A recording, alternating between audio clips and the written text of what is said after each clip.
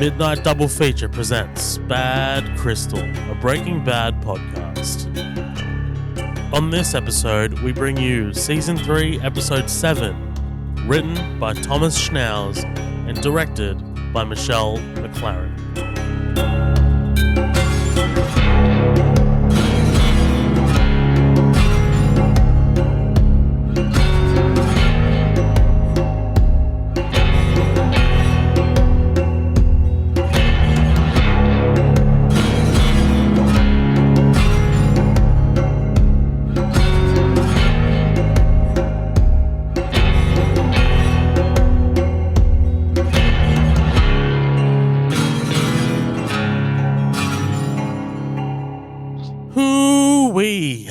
Colin, this is as the kids say, this is a banger of an episode.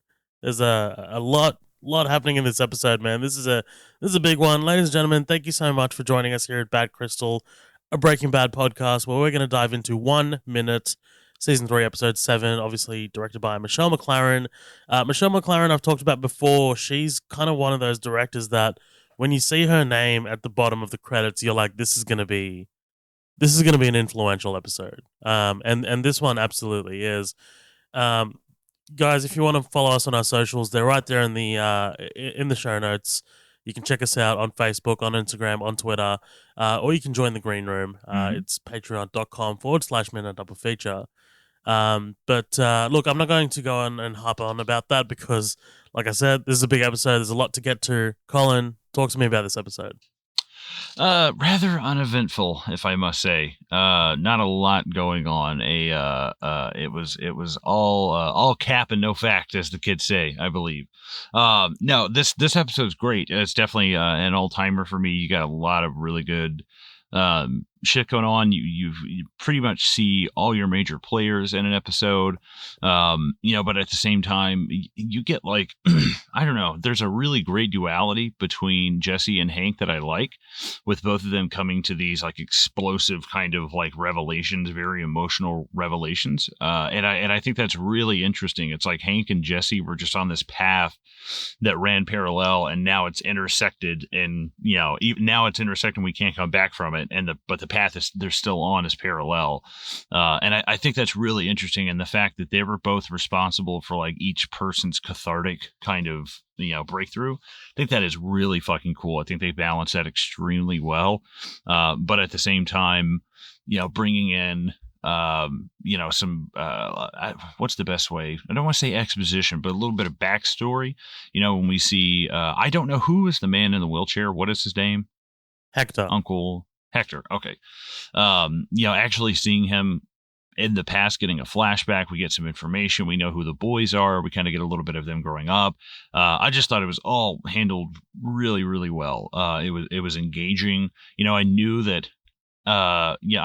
Even though I'm watching Hank and he's struggling with the gun, I was like, I know he doesn't fucking die, but I'm still like, I looked down and I was like biting my nails. I was like, fuck. Even though I knew, I was like, I know this is not going to happen.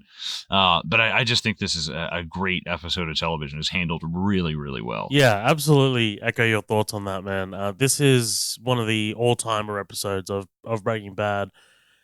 Just in terms of like what happens, the monologues that a couple of the characters go on. So Hank gets a monologue, and Jesse gets 2 great sequences where he's kind of like speechifying, and we'll get to those soon. But there are a couple of moments of quote iconic Breaking Bad moments in this episode. Not only is there action in this episode and intrigue, but like it pushes the story forward. The fact that Walt is getting Jesse to work with him again, or attempting to get Jesse to work with him again, and obviously that pays off towards the end of the episode, and sort of like getting rid of Gale as well. Like this is, we're seeing in the everlasting sort of like Walt thing where whatever Walt does has consequences. He's now pissing off Gale in the process. Like, you know what I mean? Like, it's just like an ever-growing list of like people that like Walt has wronged through his life, and we can now add Gale to that list. Yeah. Someone who kind of idolized Walter, and he did right by him. And Walt's just like, look, man, fucking put this little pot at whatever degree I want, or I'll get Jesse. And he Right. did. And you know that like Gale did as he was told. Like, you know what I mean? Like you just Yeah, know it. definitely. So yeah.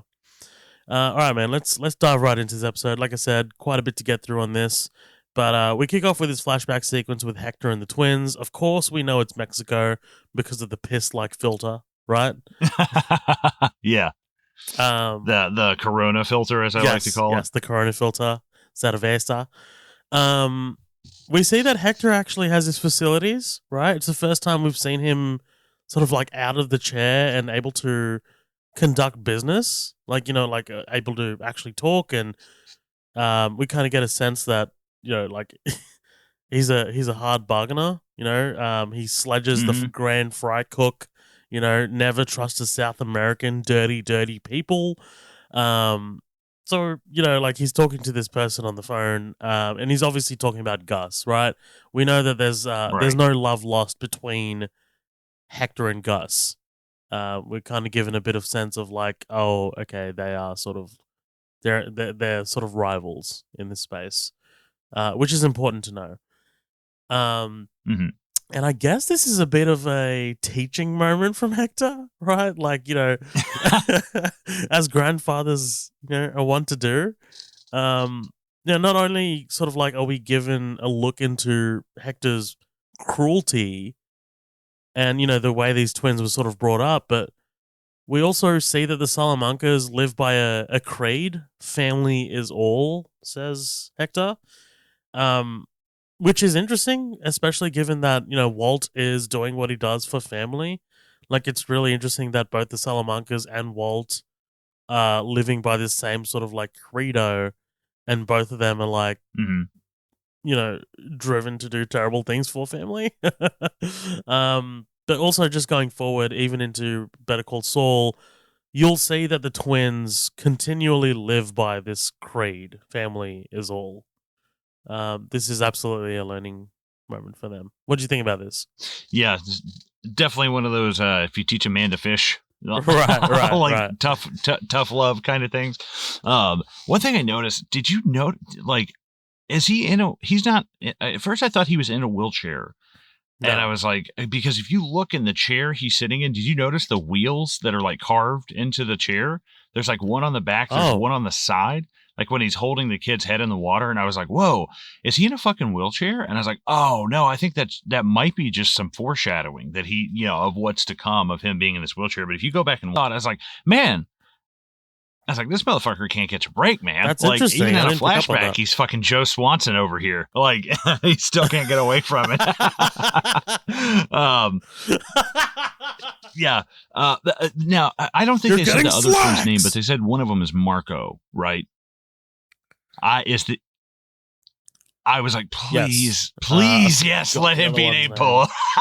Polo. Please. Please be But Polo. no, I thought this was interesting. It's kind of like I was watching Bob's Burgers the other day, and Gene, one of the kids, he has his keyboard, and he falls out of love with music, and he's like, I don't want this thing, get it away from me. And his sisters bring him back a pile of ash, and they're like, yeah, that's your keyboard. And he's like, I don't want you to die. And they surprise him, and they're like, no, we actually didn't burn it. And it is kind of like a lesson in a way, but that's a much more like kid friendly version of this. Like, Right.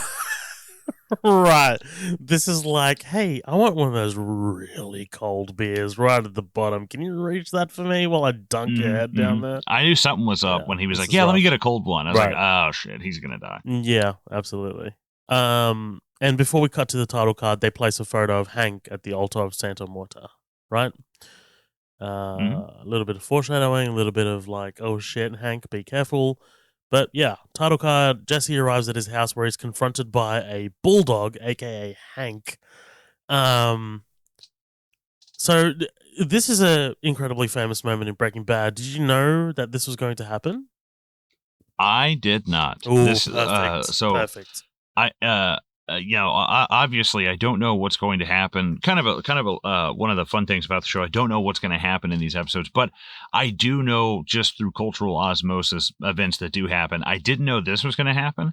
I remember last episode being like, dude, Hank's going to do something is going to happen. There's going to be some kind of repercussions for this because, there's just no way that Hank, he's been towing this line for a while, and I just think that cup hath runneth over, and this is definitely the culmination of that. And I mean, he even says as much later on.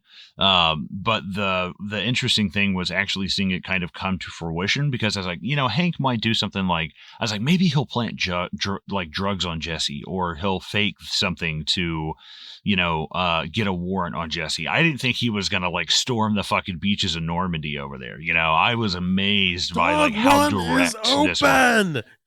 Yeah, I was just so surprised by the directness of it, that It wasn't something that he was trying to still keep anonymity and do it. Like, he really, really, really like fucked up. It's an outstanding moment, man, because he doesn't ask Jesse any questions before he punches him. He just walks right up to him and just, dude, the punch is shocking. Like, the sound design is like, it's so sharp, and it doesn't sound like actual, like, like movie punches. You know what I mean? It sounds like actual, like, flesh hitting flesh. Size difference. Yes, absolutely. That's a huge factor, man, because, Hank's rolling around with a family feast, and Jesse's, skin and bones, so it's wild. Yeah, Jesse's a two-piece meal over here. Right, exactly. Probably less than that, to be honest. But yeah, this is brutal. How'd you do it? Who are you working with? And, we've seen Hank frustrated and flustered before, but we've never seen outright kind of like rage from him. And man, is it something to behold. Like, this is a new part of Hank that we've seen. But I think one of the interesting things that about Hank's decision to kind of storm at Jesse is the fact that he's not entirely wrong. Like Hank is right. Yes. Like, he knows it's Jesse, even though he can't prove it. It is Jesse, and for through, I mean, not exactly Jesse, but it was through indirectly through Jesse and Walt. And I do think that there's something interesting about the fact that, I don't agree with him going up and like physically assaulting him, but I agree with his instincts that it's like, yeah, he knows that it's him, like, beyond a shadow of a doubt. Who else would it be? And that is one thing I think that Hank, his actions might not be in the right place, but his instincts definitely are. Like, he definitely knows something is going on now, and he knows. He's a great cop. He's a fantastic police officer. For sure. And it's interesting to know that, like, Hank, unlike Walt, actually takes responsibility for his actions here. Like, he calls his boss, he calls the EMTs. Like, there's a level of accountability from Hank here, even though, the consequences aren't necessarily in his favor. Hank could literally run away and be like, that kid's fucking lying. Yeah, like, I have no idea. Absolutely. And he would walk. He would fucking walk. Yeah, totally. But that's not who Hank is, Saul's taking a photo of Jesse, quoting Rocky in the process. He says that this is Jesse's get out of jail free card. This beating, best thing for you, says Saul. I am also ass deep right now in Better Call Saul. So that show is it's airing its final season, and the final season is split into two. And it's about to air its sort of like mid-season finale, which I can't wait for. It's an incredible show. Nice. I'm so glad to see how far that show has come in terms of like, it started off being like, oh, you'll never reach the heights of Breaking Bad, and it's like, man, you've reached the heights of Breaking Bad in terms of quality, man. Like, it's outstanding. Is that Vince Gilligan, or is that somebody else? Yeah, it's Vince Gilligan. Yeah, absolutely. Oh, good. It's cool. Yeah, for sure. All right, so Walt walks in and he's taken aback by the damage to Jesse's face. Saul says, "You're the cute one in the group now, Paul. Meet Ringo."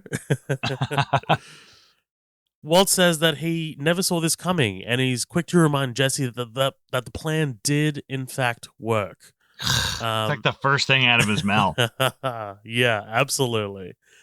But this monologue from Jesse is outstanding. He says, by the way, like, I know I praise him all the time, but can we just like Aaron Paul. Can we give him some love in this episode? Yeah, Because he is yeah. a tour de force, man. It's I his. This is his show and Dean Norris's show. This is yeah, right. currently their This is their episodes. 45 minutes.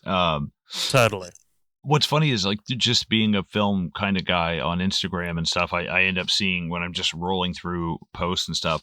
I have seen Aaron Paul in the hospital bed with the one eye closed. It's like, dude, Yeah. that could be from El Yeah. Camino. That could be from Better Call Saul. Maybe he's in it. I don't know. I have no. There's so much different shit it can be from. It's this. Right. It's this. It's when Walt comes back and he Yes. says, yeah, he has that second speech. That's when I realized it, and I was like, oh, but that's kind of cool though. It's like I avoided it for so long that now I can kind of like appreciate it, and I don't. And you have context. Yes, his performance is like unquestionable, but I don't love the dialogue in the first. I was like, okay, dude, okay, like I get it. Like he's really I think they're trying to get the viewer to be like, no, for real, Jesse's going to do this. And it's like, okay, cool. Yeah. Like I get that fear instilled in me like 2 or 3 lines of dialogue ago of like, I will hunt him down and I will fuck his kids and I will eat his grandchild. I was like, okay, dude, fucking hell. But I do love his performance of it. Yeah. Yeah, no, I thought about that. I was like, are they hammering this home a little too hard? Because look, I'll read what he says. He says, "Your scumbag brother-in-law is finished. I will own him when this is over. Every cent he earns, every cent his wife earns, is mine. Any place he goes, any place he turns, I'm going to be there grabbing my share. He'll be scrubbing toilets in Tijuana for pennies, and I'll be standing over him to get my cut. I will haunt his crusty ass forever until he sticks a gun up his mouth and pulls a trigger just to get me out of his head." That's what happens next. So, I think it's really important for the writers to drive home just how angry Jesse is, so they can put the pressure on Walt to because Right. Walt is feeling this, right? Walt is like, oh shit, he's gonna go for Hank and he's gonna fuck this all up for me. Right. So Right. it lights a fire under Walt's ass to get Jesse off Hank's trail, and Hank, well, I guess helping Hank in the process as well to get Jesse not to press charges. Right. If that's if it and that's the thing that I thought. I was like, it seems like if this were like a science experiment, it's like they're applying this pressure here to get the weight of this part of the story to take off. And I was like, I'm cool with that though. It's not like cringy. It's a little bit too much for me, but that they redeem it with that second one. And I was like, okay, whew, I'm so glad this one ended the episode. Or not ended, but this was Aaron Paul's last spot on the episode. This monologue, the second one. I was like, oh, it's so good.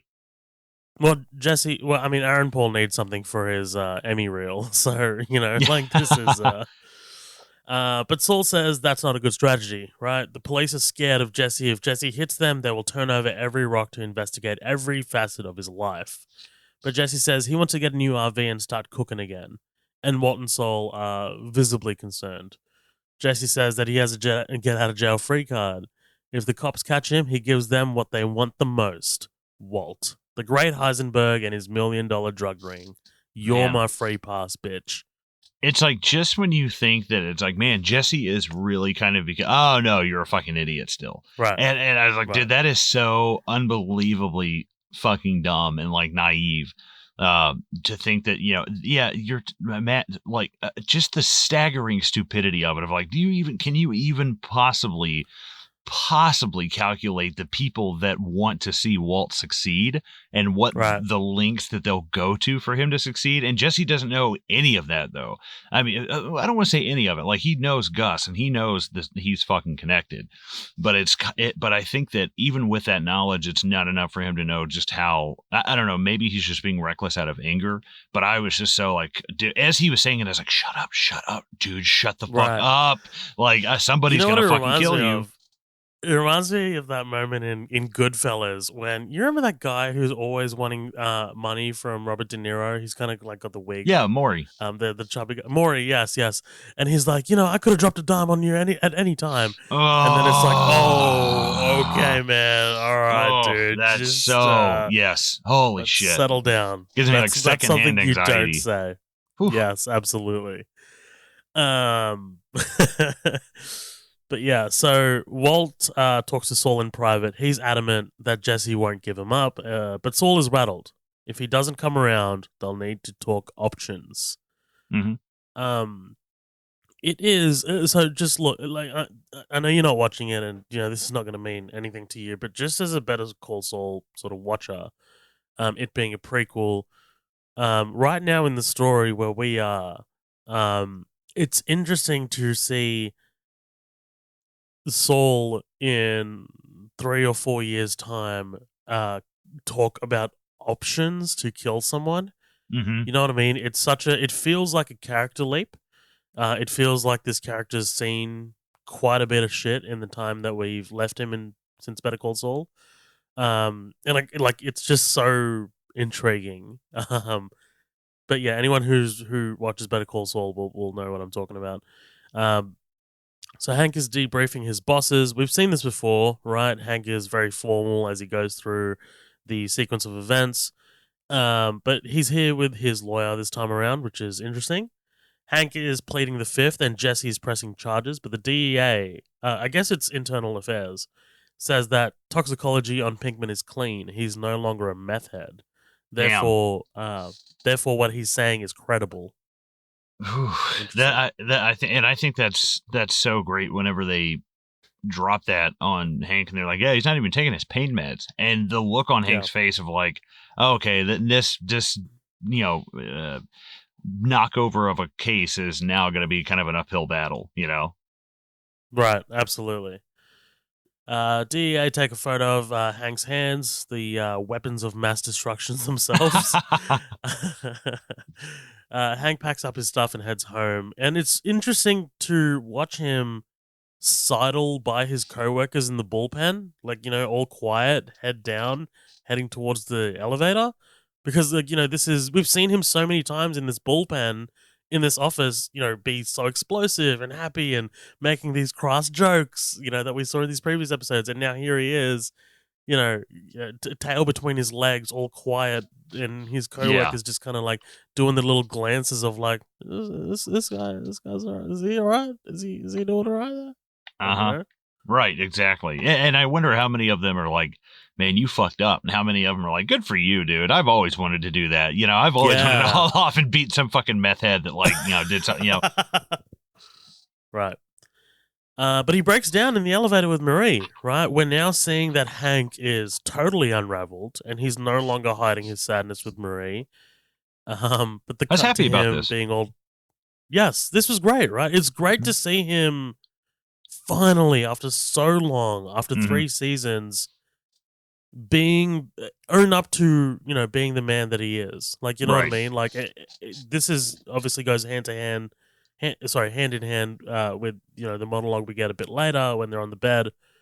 But yeah, talk to me about this. Like, this is such a great sort of character growth moment for Hank. Yeah, absolutely. And I've been kind of like nerding out on like the Halo franchise lately. I've been playing the game and watching the TV show, and there's a great moment in Halo 4 when they're like, "Hey, you have to give us Cortana because we have to destroy her, and you need to give us that AI." And it's real quiet, and Chief just goes, "No." And you're like, whoa.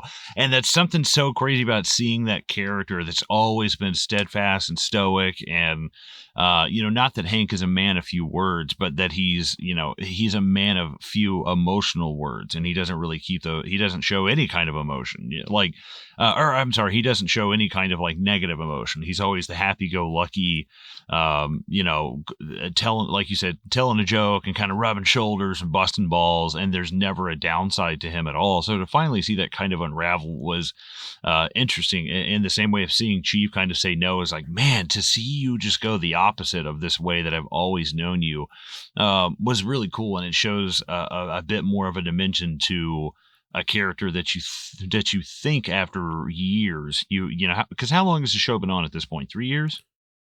3 years, yes. Yeah, to see to get I mean, literally, it's like watching a flower bloom, and it's been 36 months. That's kind of crazy. It's perfect. It's a fantastic moment. Even though he's not really ready to reveal this side to anybody else because he kind of steals himself before the elevator doors Yeah. open, but like it's still growth, man, with Marie. That cut is amazing, by the way. It's so good. It's Yeah. brilliant. It's fantastic. Michelle McLaren is a outstanding director, I think. And I'm sure I said it before on the podcast. She was originally the first in line to direct Wonder Woman before Patty Ooh. Jenkins came on. I'm sure I said it before, but Mm-hmm. I think you have, yeah. I, I That'd be I interesting. love I love Hank going. It goes without saying that we're not going to talk about this to anyone, right, Marie? Oh, Who? oh, right. Yeah, you knew that was going to happen. Right, right. Hard cut to Skylar, and Skylar's walking into Walt's apartment. She walks in. I guess crime does pay, she says. Uh, She asks him about Hank, asks him whether there is any danger that it could lead back to Walt. He says no and plays dumb, saying, "Why would it?" Um, he knows absolutely that there is possibly a chance it could come back to bite him in the ass if Jesse does press charges. mm-hmm. But yeah, she's here to ask Walt to help Hank, right? Contact Pickman, get him to drop the charges. Walt says that he's not his friend, they're not even close, but Skylar reminds him that Hank is his family. And Walt says, not currently. Damn. Yeah, that was, I don't know. I don't want to say not surprising, but it's definitely surprising at the same time. I don't know how to Yeah, describe it. The fact that it sounds like something that Walt would definitely be thinking, but never would really have the balls to say. And now all the gloves right. are kind of off, and he's like, "Ah, fuck you, bitch. Yeah, he's not my fucking brother-in-law." I really kind of dug that. Yeah, you know it's something that Walt's thought about. You know what I mean? Like you know it's something like, oh, okay, like he's definitely not currently my brother-in-law, but you know. Right. Um, so we meet up with Walt and Gail at the super lab. Gail tells Walt that everything is on track and that Gail has already done everything that Walt goes to ask him to do. Like Walt's like, prepare this. Oh, already done. Prepare that. Oh, already done. Mm, And you can tell this kind of gets to Walt a little bit. Like there's no conflict or anything like that. It's just like, like this yeah. guy's done everything. Do you? And if this might ruin anything later on, but the thing that I started thinking about was Walt. If I were Walt, I'd be like, well, if this guy already knows my method, why the fuck do they need me? Right. That would start to be my worry, and that's kind of what I was like, dude. I feel like by the end of this episode, Gale is going to be fucking ankle deep in some like lactic acid or something crazy, just fucking like, yeah, because I kind of thought, I was like, maybe Gale is just such a likable character that's the point that Walt will fucking kill him, because it's he's going to be in the way of this shit. I really thought fucking Gale was going to be dissolving in a bathtub somewhere. I was like, I'm sure something crazy is going to happen because he's too nice and he's just too perfect. Like, I feel like when you have it's like the guy in the World War II movie who pulls out the picture of his wife. He's like, yeah, when I get home, I'm going to, I was like, there's no way Gale's going to wind up getting like fed to tigers or something awful. I am not going to confirm nor deny That means anything, he dies. Okay. but you actually at the start of that sort of like monologue, you actually hit on something that is about to happen, like bloom, Yeah. like in terms of like story wise. Like this is a season 3 sort of story, and you can see where it's going, and you're like, okay, like Right. if I'm. Yeah, look, I'm not going to spoil anything, but you are hot on the trail, so basically Walt's feeling obsolete after this, yes, absolutely. And why wouldn't you? I mean, like the guy knows everything. Like he's like Gus. Gus has essentially found a spy to replace you, who has probably half the personal problems you do that can be exploited and brought back to Gus. Yes, so there's no risk. There's no risk to Gus. Yeah. The twins meet with this trucker. Oh, he's a McPoyle, Liam McPoyle. I'm pretty sure. This is Ryan, isn't it? Oh, Ryan I don't McPoyle? know. I'm pretty sure. I'm not sure Ryan which McPoyle. one's which. Liam's the other one. Jimmy Simpson. He's start breaking bricks. Start breaking bricks. Wet nips. Yeah, except so this is Nate Mooney. That's the actor's name. He's not drinking any milk in this scene, but but instead he's going on about like whores and shit. Like he's kind of playing a McPoyle in this scene. That's what I like to imagine. He talks about JHPs, hollow point bullets known as Black Death. And the twins are actually looking for vests only, right? They're not really looking for weaponry. They ask whether these vests work, and they just straight up plug Holy this shit. guy as a test. Yeah. Broke my freaking rib, you maniac son of a bitch, says McBoyle. They go over to inspect it, and sure as shit, the vest works. They leave with the vest and pay the merchant. Interesting that they don't kill him, right? I mean, like, we've seen the trail of devastation that these guys have left behind.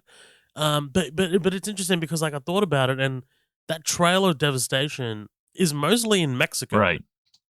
You know, like, they haven't really killed, I guess, border crossing immigrants in the United States or posted up in some old woman's house in the United States. It's always been across the border. Yeah, and I wonder too. I was like, is this a connection that they can't really afford to fuck up? Like, is this even pushing the line? Like them shooting him in the chest, breaking his rib? Like, is that kind of like crossing a line? Like with this connection, I was like, I don't know. It's always interesting, like the criminal world of like who can step on whose toes and whatnot. Like, would somebody like if they killed this Right. guy, would there be repercussions for that? Like, hey, you just fucked up shit with one of our big suppliers of guns and ammo, and it's an interesting world. You never know who you're gonna piss off. Yeah, it does kind of seem Totally. like in line with their convictions though to not kill him. I was like, yeah, I'm not surprised by that. It doesn't, but at the same time, Mhm. yeah, why murder that old lady? She wouldn't do anything. Right. Walt has a go at Gale about the temperature of one of their equipments, right? It's always been 85, not 75, and not 95, 85. This is chemistry. Degrees matter. Gale obviously apologizes, and Walt just keeps going, right? Telling Gale to dump it because the batch is ruined. And like we said earlier, man, like I think that Gale followed Walt's instructions to the letter. I mean, we haven't been given any evidence to think otherwise. Like that Gale is a bad cook or Hmm. anything like that. Like I think that Gale is 100% loyal and 100% Did efficient at doing Did you this job. notice him starting to dress like Walt? He's like, no sandals today, and he's got like a very, very similar Walt outfit. That's interesting. I Oh, didn't catch dude, that. I like that. I like that. I like definitely, that. definitely, get some rub offs from Walt. That sounded weird. Yeah. Yeah. Little rub Little down. rub Little rub outs. down from Walt. So Marie and Hank talk, right? This is an outstanding scene. This is essentially the turning point, the pivot for the Hank character in this series, and it's interesting that it comes like right at the halfway point of the series. Um, they go over what Hank is going to tell the powers that be. We're seeing a lot more of their relationship here. And, we kind of get the sense, especially in this episode, that Marie is a Hmm. rock. Like someone that Hank is really able to rely on here. Um, and I don't want to draw comparisons to Skylar because their relationship is a lot different to Hank and Marie's, but Marie is just straight up like a fucking support system by herself, and it's awesome. It's awesome to Yeah. watch. Again, I think she's got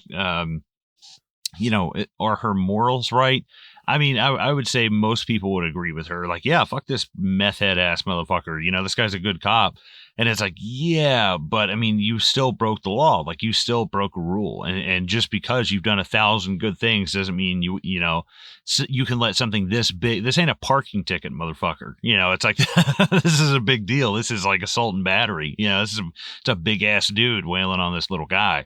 So I think that's kind of interesting that she has no problem like sweeping that under the rug when it benefits her. And I'm like, man, that is kind of fucked up. But at the same time, I do see her point. I'm not totally disagreeing with it, but I'm not totally agreeing with it either.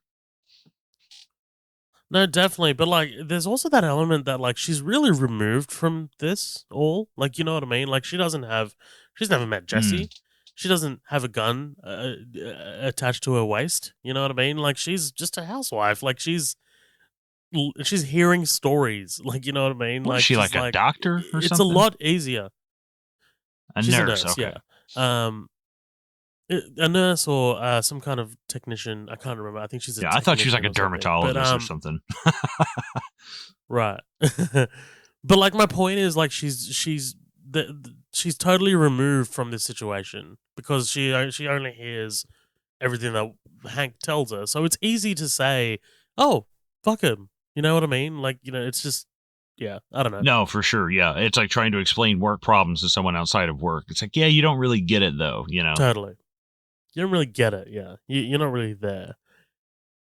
He says he's not going to go in and lie. Why should you be the? Sorry, Marie says, "Why should you be the one that pays for doing the right thing?" And Hank says that he's supposed to be better than that.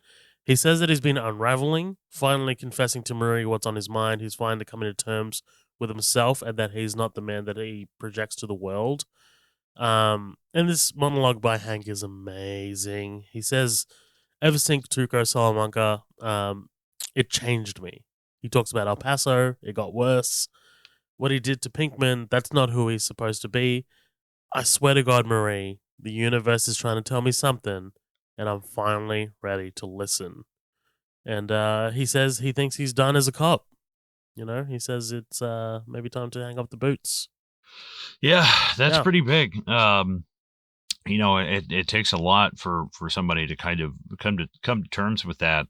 Um, and I'm sorry, but Marie sitting there with Hank, I feel like is the only person that would ever get this kind of output from Hank ever. Obviously Gomez or somebody at work or friend, like that's never going to fucking happen. But the fact that Hank does have an attribute, or he does have this thing that I like, that he actually does stop and listen, and I think he's learned that being a really good cop, to actually process information and really listen, and not just wait for his turn to talk, and I really enjoy that a lot. I like the fact that Hank actually kind of like, man, I have been just pushing and pushing and rushing and lusting and going crazy at this thing. And, I really need to stop and kind of take stock of things and listen to what is going on around me. And it takes a lot of maturity for someone to do that too. So I definitely give this episode does so much to flesh Hank out. And what, Yes. he gets a good chunk of screen time. Let's even say half. It's only 20 fucking minutes of screen time. That they're able to flesh him out so incredibly well, but that's only because he's been set up so well over the course of 3 seasons too. And I think you're right. Like, this episode does a lot of heavy lifting for both Jesse and Hank, and pushing the story forward. So Walt is on the phone to someone who we presume is Gus, essentially tattletaling about Gail, right? The whole situation is not working out. And he suggested the best option is Jesse Pinkman. And I love the hello. Yeah. like, because Gus just went silent and didn't respond to it. But I love that, like, ultimately Gus accepts Walt's proposition in the end, but like, Walt's like, yes, yes, yes, I will. And like, Gus, on the other end, like, Gus is like, you will need to be accountable for him. Like, you know what I mean? Like, you will need to look after him. So yeah, it's interesting. And then we get Walt and Jesse, right? Walt says that there's been a job opening. I need a new lab assistant. Jesse says, I already did my time. Walt says it's more than an assistant. They'll be partners. They'll split everything 50-50. They get $1.5 million each. Jesse looks back at him and straight up says, no. Which confuses Walt, right? Because Walt lives in a world where he thinks that everyone can be bought. Mm-hmm. And Jesse says, I'm not turning down the money. I'm turning down you. You get it? I want nothing to do with you. Ever since I met you, everything I've cared about is gone, ruined, turned to shit, dead. Ever since I hooked up with the great Heisenberg, I've never been more alone. I have nothing, no one. It's all gone. Get it? No, no, no. Why would you get it? What do you even care as long as you get what you want? You don't give a shit about me. You said I was good. I was no good. I'm nothing. Why would you want me? You said my meth was inferior. Screw you. And then Walt turns and admits that his meth is good. As good as Walt's, in fact, which is actually kind of a big move from Walt. It's an admission, but you wonder how much of it is genuine. Oh, I mean, I don't think it is at all. Hmm. I think if Jesse could cook meth like Walt, there's no way, because you just have the Gale situation all over again. So there's no Yeah. way Walt wants somebody who looks kind of, it's like a tall guy who puts short guys around him so he looks even taller. You know what I mean? Right. Absolutely. But what do you talk to me about this entire scene? This is incredible work from Aaron Paul, man. Yeah. Well, and I don't want to knock either, too, like or not knock, but not fail to mention the effects of his eye and the bruises and the cuts and shit. I was like, man, that looks really fucking great. I really like the makeup and the job that they did, but how much emotion he's conveying through one fucking eye is Yeah. crazy. Um, and the way that is shot, I think that is television iconic when they have that very close shot from the shoulders up on him. It's great, and his delivery is great too. There were times where I was like, man, I feel like he's teetering, he's about to go over the top, and then he just brings it right back down to where it needs to be. I just think he does an outstanding job. I think this is the best thing I've personally seen Aaron Paul do, so far. I mean, I'm sure there's quite a bit more, but I feel like this is when, like, if Walter White has kind of already become Heisenberg, this is when Jesse really becomes like Pinkman. Like, I feel like this is really when he's starting to lock in on who he's going to become, based off of the little bit of information that I do know about him later on in the show, which is not anything crazy, but I know that he is a morally righteous kind of character. And I feel like this is where you really start getting kind of locked into, like, yeah, this guy definitely has like some morals that go out the window 12 seconds later. But Walt can't even get home before he's like, money, money, Right. Right. Well, it's interesting because, like, I was watching this. I watched the show with my mum not too long ago. Well, actually, a couple of years ago when I was living with my parents, and mum was, she did not love Jesse initially, right? Like, you've got this guy who's just falling out of you meet him, he's falling out of a second story window because he's just fucked a big titted woman. Like, like, it's just like, what the like, okay, whatever. Like, it's not really a character that mum's like, and then, like, mum was in this scene, she was like audibly kind of like distressed because, moments after this, like, Jesse calls Walt and says 50-50, and mum just says, oh no. Like, you know what I mean? yeah, It's like this poor kid is dragged back in by this manipulator of a man. Like, you know what I mean? And right. I don't think that, I really wonder whether, that sort of like, because the scene ends with like Walt being like, okay, Jesse, it is, your meth is as good as mine. And I really wonder whether Jesse would kind of like go back on it if Walt hadn't said that. Like, hadn't given him that kind of like validation that Jesse is kind of like looking for, like, kind of like a father figure.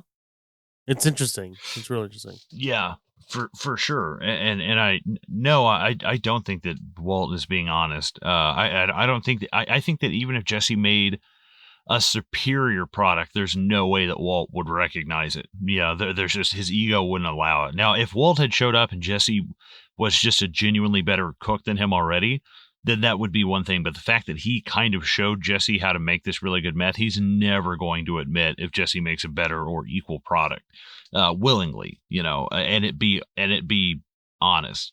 Um, I think that he sees this as a good way to kind of hit two birds with one stone, where it's like, I save Hank's ass, but then I also save my ass in the long term.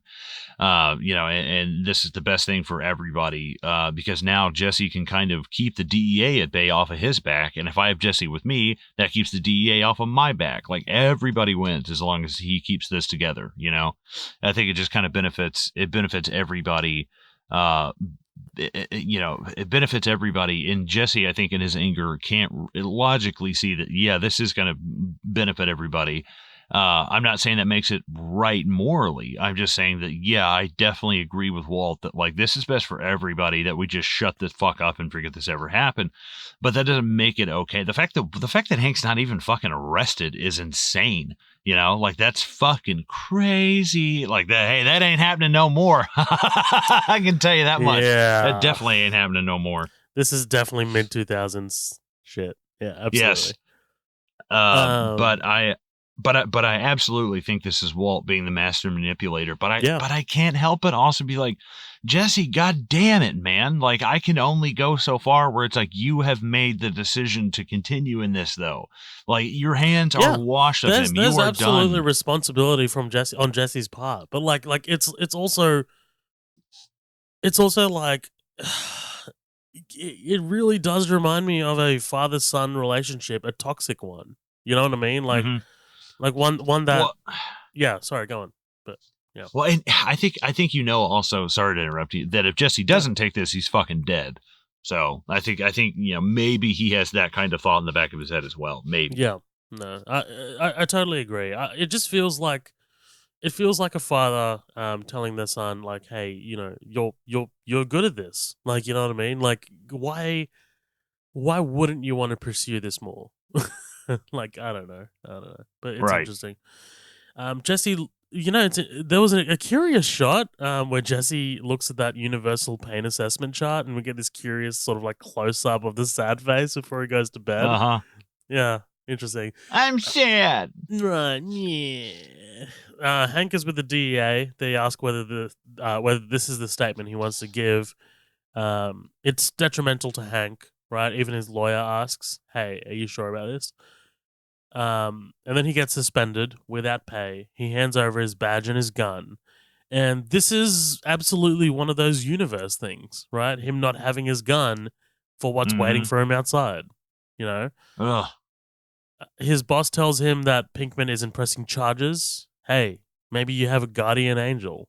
And it's kind of like a byproduct because Walt is, of course, helping Hank indirectly, but he's mostly helping himself, right? I mean, Pinkman not pressing charges is beneficial for everyone, like you just said.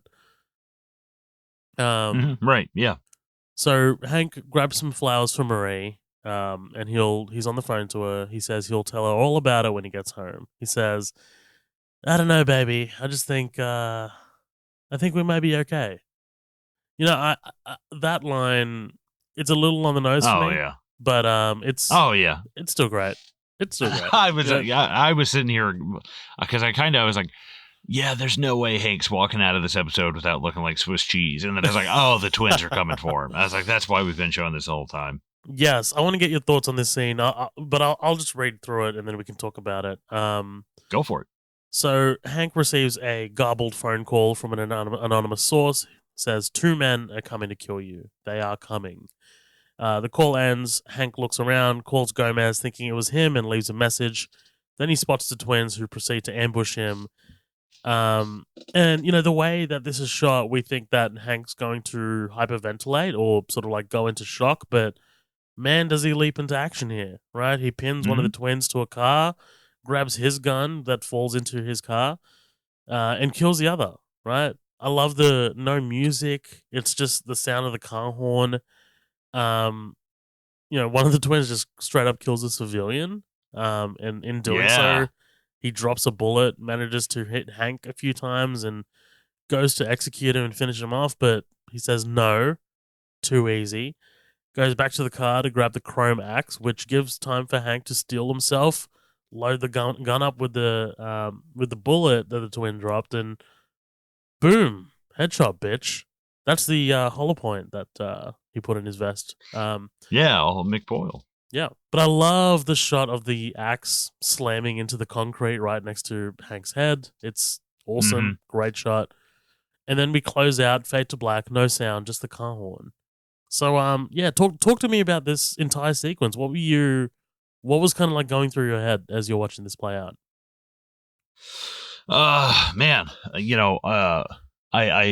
one of the things I do love about not knowing anything about the show is I have no idea who called Hank. I'm really interested in that. I have a Perfect. hinkling. I have an inkling and a hinkling that it's Gus, because Gus is, if Walt's brother-in-law dies, that's going to be some fucking problems for me. And I already don't like these twins. Maybe if I give them a head up, I can get rid of these twins. Hector is maybe a little bit less powerful. I don't know.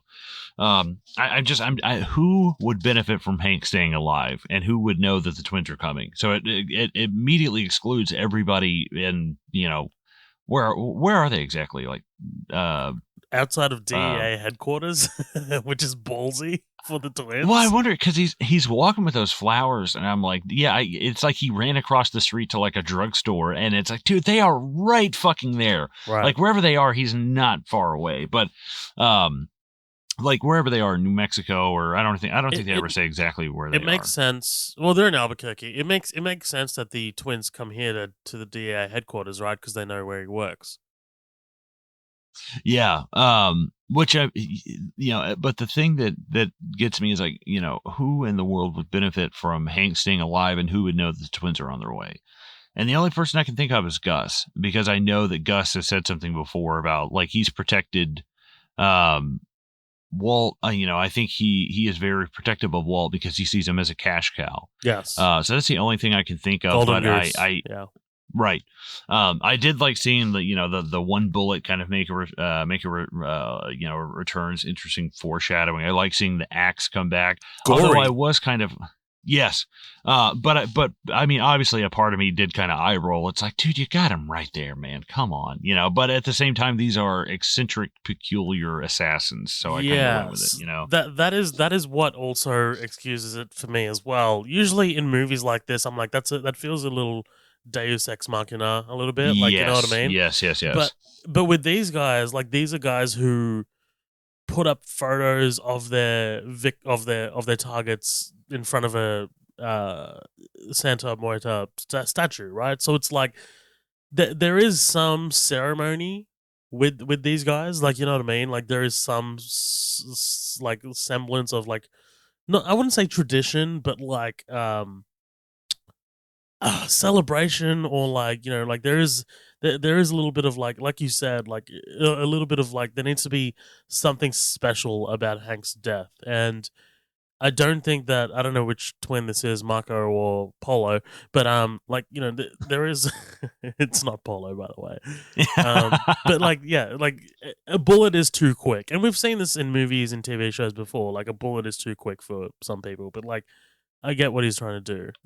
That chrome axe is fucking sweet, by the way. Like that is. Yeah, it is. That's like some Patrick Bateman shit. Oh, totally, totally. And that's it, man. That's S- that's one of the biggest episodes in Breaking Bad.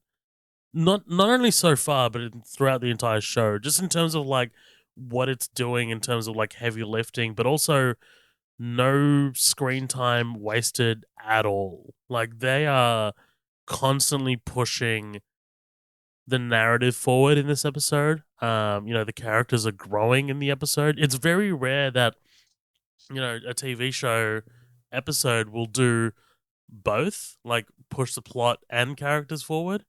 Um, but that is 100% happening in this episode in spades. And this is, like I was taking down the notes for this episode and I was like, fuck, we're already at the end. This 47 minutes just flew by. Like this was so mhm. quick. This is an outstanding episode. This is one of my favorite episodes in the entire show. Chock full of iconic moments like Jesse's speech, where he says, I have nothing since I met you, because you think about Jane especially, and Walt's actions, and then you go to Hank's moment, which Hank doesn't end up in that moment without Walt. All roads lead to Walt, and all roads lead to Walt's decision to cook meth. Um, like it's just one of those things of like they talk about in law they talk about causation and the chain of causation. If you're trying to determine whether something happened as a result of something or someone's act or omissions, um, then you trace things back to someone acting or failing to act on something. And if not for Walt's positive actions throughout this show, Jesse would not be where he is in this episode, and Hank would not be bleeding on the ground of a parking lot in this episode. Right. Right. And I think one of the biggest things, one of the biggest characters in this whole show so far that I feel the worst for through Walt's actions has been Donald Margolis. I honestly think that Jane's Yes. dad is the one that I'm like, dude, that makes me like sick to my fucking stomach. I'm like, Queasy. Yeah. it makes me hate Walt. It's like, dude, I can get, but like, it's like in the mafia. It's, you know, they kill other made guys. It's a mafia war. Like Martin Scorsese said as a kid, that the guys would all come around to the neighborhoods or call the moms and be like, hey, get your kids off the streets because there's going to be a hit at 3:00. And then at like 3:30, you know, the kids would all come back out and Yeah. play. And no, you know, the thing is, like, innocents were off the table. And I think that's just something that for Walt is not, he doesn't give a fuck. You know, the pieces on the chessboard are the pieces on the chessboard. I didn't put them there. And I think that character, which I know they say apparently he in the radio, I think it's in Greenlight, they say he died of or they say he shot himself. They never say exactly what happened. I'm pretty sure it's successful, I assume. But just that character alone It's is like tragic. one of the ones Yeah. oh God.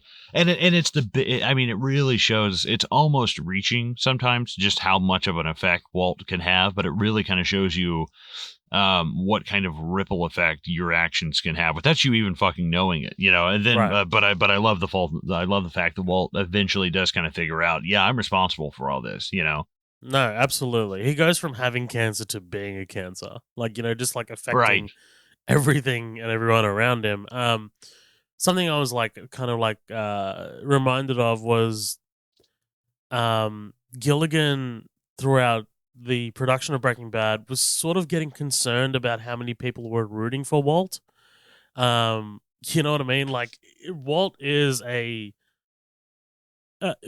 main character of the show for sure, and you know, very rarely do you get shows where you're introduced to a character that you're initially rooting for, and then they're turned into someone who's a monster.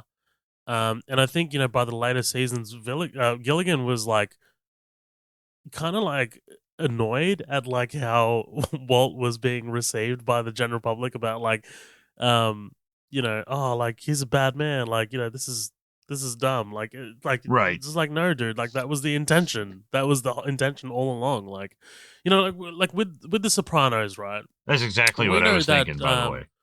yes, we know that Tony Soprano is a bad man from the start. Like, you know what I mean? Like he's killed people from the beginning. Sure, he's got positive values about his family. Like he's a family man. He loves his family, but he's a killer from the first episode. Whereas like Walt goes from in Vince Gilligan's words, Mr. Chips to Scarface. Like, you know what I mean? Like Right. that transformation. I think that transformation was difficult for a lot of viewers to accept. But yeah, I think it's perfect storytelling. Just I think it's just Yeah, love it all. I really dig it so far. And same with Tony Soprano. I think they do a great job. And I think I there is a really great interview with Bryan Cranston where he's like, you know, basically James Gandolfini walked so I could run. You know, like basically he Yes. came along so I, you know, there would be no Walter White without Tony Soprano. I was like, that's really fucking cool. And you know, it makes me I want to go watch some Sopranos now. Let's wrap this up. Woke up this morning, I got freedom. Woke up this morning, room turned upside down. Fucking Janus. Yeah. that was actually really good. That was pretty fucking. Hey, you guys come out here and look at the birds. Oh wow, throwing it all the way back to episode 1. Oh, the first yeah. scene of episode 1. I Love it. that episode. All right, guys. Thank you so much for joining us here on Bad Crystal Breaking Bad podcast. This has been great. We are fast approaching the end of season 3, so you know, stick around. And yeah, we'll catch you guys next week on Bad Crystal, a Breaking Bad podcast. Bye. Bye.